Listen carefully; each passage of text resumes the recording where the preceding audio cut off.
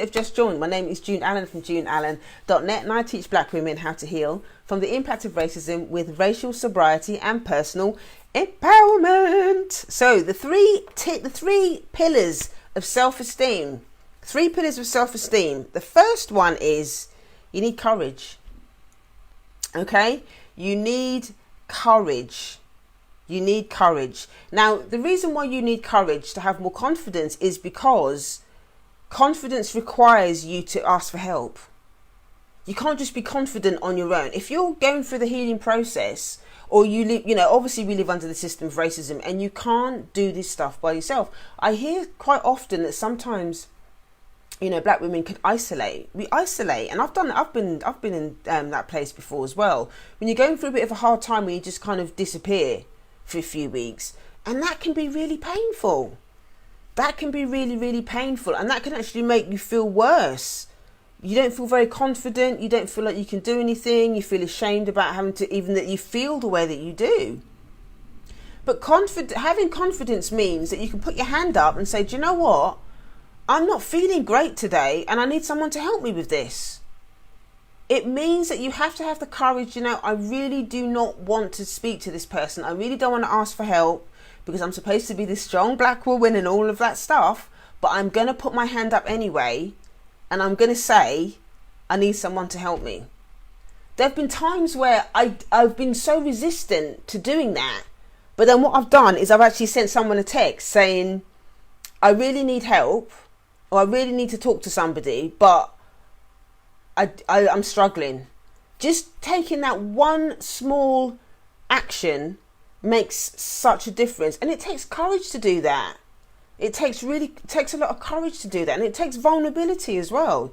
You have to be willing to be vulnerable. If you're going to be confident, if you want more confidence, you have to be willing to do the stuff that you don't want to do. And courage is sometimes one of them. People that are courageous it's not that they don't have any fear. It's that they feel the fear, but they still do it anyway. They still take the action that they need to take. They still, have to accept that they might make a mistake, or they might not do it right, or it might hurt a little bit, or whatever. But they still take the action anyway, because the outcome and feeling more confident is going to feel much more better than the regret.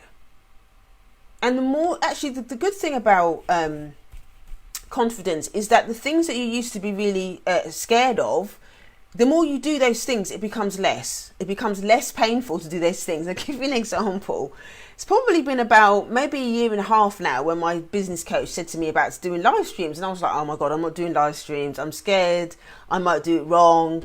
I don't know what people are going to say about me. I might get trolls saying stuff. I had so many excuses around not wanting to do live stream, because I was just like, I just don't want to do it. I've been on live streams and seen people getting abused, and people being racially abusive and name calling and calling people, black people calling them, I've seen white people go on black people's broadcasts and calling the N-word and all that kind of stuff, and it's horrible. So I was always really scared of doing live stream, but I also had to think about, was I going to dictate my life around other people's insecurities, around other people's ignorance? No, I'm not.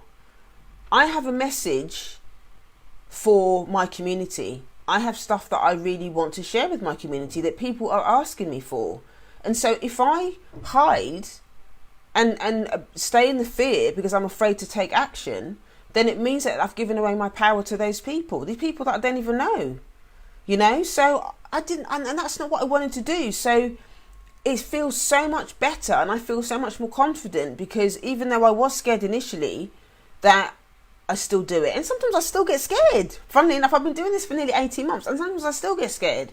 I still get a little bit of anxiety before I press go live, but I still do it, because I know once I start talking and I start going through the process and whatnot, then it's okay. And actually, the response that I get back from going live and from people that the feedback that I get from people do enjoy the lives, and they get a lot out of it. So I know that what I'm doing is the right thing to do. I just have to stick with it. So that's the first one. Courage is really important. Courage is really, really important. So yeah, the last thing that I will say about courage as well, and what I was saying initially about asking for help, is this is one of the reasons why I believe that the book club has actually been as successful as it has, because people understand that even though they are scared and even though they find it difficult to reach out and ask for help, the book club has become a safe space for the ladies that keep coming back. Hi, thanks for joining, Nellie Bell. The book club has become a safe space for ladies to keep coming back and returning, because they like how safe it feels. They like the fact that it's intimate and there's only like 10 people are maximum allowed in this space. They like the fact that they can come there and there's incense and, you know, there's boundaries around who's speaking, and I'm respectful of their process. We're respectful of each other, and one of the things that's really great about the space as well is that I encourage the ladies to talk about their anxieties. I encourage them to talk about their anxieties, because 9 times out of 10 there's other ladies in the group that feel the same way, and when one person says it, the other ladies are like, oh, you know, I feel like that, and then we don't feel alone. So courage initially is hard. Courage initially is really hard. But then when you get to that place where you find somewhere that feels really safe, then it's really great. It just feels really great to be able to share and allow other people to look after you. Okay? So that's the other thing I want to say about courage. So the second thing is, you have to be willing to tell the truth. If you want more confidence, you have to be willing to not only tell the truth to yourself about where you are, but also receive feedback about how other people are experiencing you. Now, I know that's really difficult sometimes, because denial is sometimes the way that we survive. That's how we survive. That's how we protect ourselves from things that hurt, from things that feel difficult. Oh my God, it's hammering it down outside. And I've been thinking, oh my God, I should go and pick up my daughter from school. I'm going to have to come off here in a minute, because I'm going to have to go and pick her up, because she can't walk home like that. But anyway, I'm just going to do the last couple and then I'll go and pick her up. So, yes, I was talking about truth. So it's important to be able to tell the truth, because, you know, you can't be confident about yourself if you're in denial, or if you're lying to yourself about stuff. So it's about being able to tell the truth, but also being able to find a safe space to be able to express that truth. And when I talk about a safe space, this is the stuff that we'll be talking about in the book club as well. You know, it's about finding a space where there is boundaries, where you trust the people that are running the space, that you trust that the person who's running the space is going to be able to hold the space for you.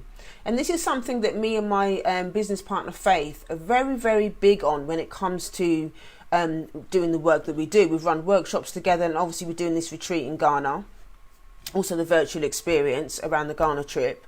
And this is something that we talk a lot about. You know, how can we make this safe space for people that attend? How can we make sure that people get what they need? How can we make sure that the black women that come on the retreat are so incredibly nurtured and feel valued about who they are while they're learning, and make it really safe for them to be able to express how they feel?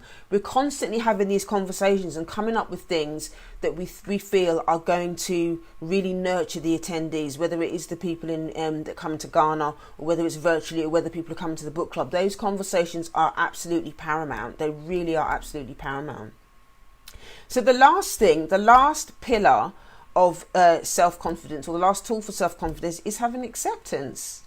We have to be willing to accept that things are not going to be perfect. We have to accept that we don't know what's going to happen tomorrow, that we don't know the outcome, that we don't know how other people are going to react. Because when you start becoming more confident, you start being more vocal about what you need, what things are not working for you, when you start setting boundaries and all of this kind of stuff. Thank you, Franklin. And when you start having those sorts of conversations, there can be an anxiety around, well, what is that person going to say about me? If I start telling the truth about how I feel and about what I need, what is that person going to say about me? Are they still going to want me? You know, in terms of family members, you know, is it going to upset so and so if I speak my truth? But it comes back to, you know, you don't necessarily have to make yourself unsafe while you're thinking about acceptance or telling the truth. It's about being mindful about what is safe and what is not safe. Okay, so it's about accepting what you can change and letting go of what you can't. This is what we talk about in recovery all the time. And the serenity prayer is you know, grant me the serenity to accept the things I cannot change, the courage to change the things I can, and the wisdom to know the difference. It's understanding that you can't control other people. You can't control other people. And you have to be mindful of staying in the position where you're focusing on what your needs are and letting go of the things that you can't. Okay? Embracing yourself, embracing your self-confidence, embracing who you are. Okay? Embracing who you are. So those are the three things. Number one, you need the courage. You need the courage to be vulnerable, to ask for help. Number two, you need to be able to tell the truth so that you can start to take action from a place of integrity and not denial or fear. And the third thing you need for more confidence is acceptance. Accepting that you can't control everybody, accepting that you can't control the process, that you just have to engage in the process. Okay? So those are three things, three tools for self-confidence. If you know somebody who is that needs to hear this, then obviously share it out with them. If you do have any questions or anything and you'd like to ask me directly, you can inbox me or send me an email at info@guideforgreatness.com. If you're interested in the book club or coming to Ghana, whether virtually or in person, then click the link in the bio, go to heal.juneallen.net. That's heal.juneallen.net. That's heal.juneallen.net. Thank you so much for joining me today. I have to run because it is hammering it down outside and my daughter's she's going to get flooded. All right. So thank you for joining and I will see you later. Take care. Bye-bye.